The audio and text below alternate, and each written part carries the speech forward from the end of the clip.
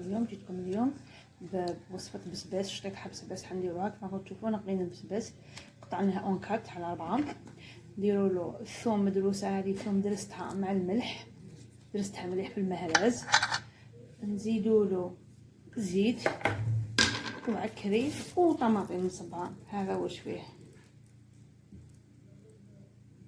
هذه 4 مغارف زيت،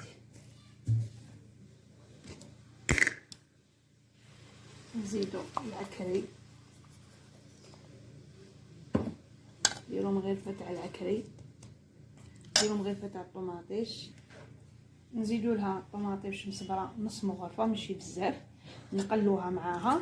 وفي نص طياب نزيد لها هنايا فلفل داريس، مانيش حنديرو خت عندي اطفال انايا. في نص طياب نقص شويه للاطفال تاعي وندير الحار تاعي، ما نديروش دوكا نديرها تقلى مليح في التمراق. نرجع لكم نقعد نقلي فيها هكا بشويه على نار هاديه يتقلى مليح، ودوك نمرقوه بالماء سخون ونخلوه يطيب.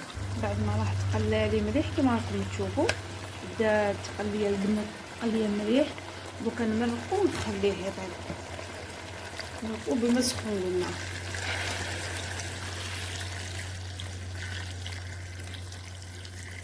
نمرقو تمريقه واحده نغطيه كما راكم تشوفوا، نخليه يطيب على نار مهيله. وفي نص طياب قلنا نزيدوا له هذاك الحار، نقص حبيبات البنياتي صغيرين يلا ما شاء الله، خلوه يطيب على نار قليله حتى يرفد الغليه باش نقصوا له، ماشي نقصوا له دوكا باسكو هكايا ما يبطى لنا، خلوه يرفد الغليه ونقصوا له نهار مهيله ونغطيه ونخليه يطيب. بعد ما دخلوا طياب ونقصت شويه انايا في الوليدات البنياتي صغير، دوكا حنزيد له الحار ونخليه يعقد. نزيد له العينه تاع الحار ما درستهمش، نغطيه ونخليه يشرب ونرجعوا في صحن التقديم.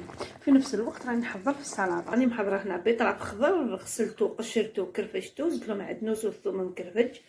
هنا راني دايره زروديه مكرفجه، راني دايره هنايا بصل وطوماطيش، عندنا شلاضه عربيه رانا بصل وطوماطيش ما شاء الله، وعندنا الخس كما راكم تشوفوا ما شاء الله. نكملوا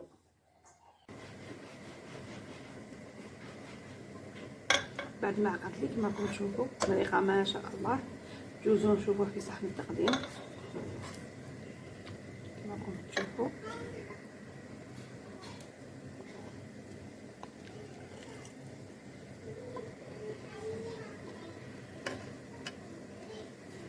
كما راكم تشوفوا ما شاء الله، والبنه روعه والحوريه ما نحكي لكمش.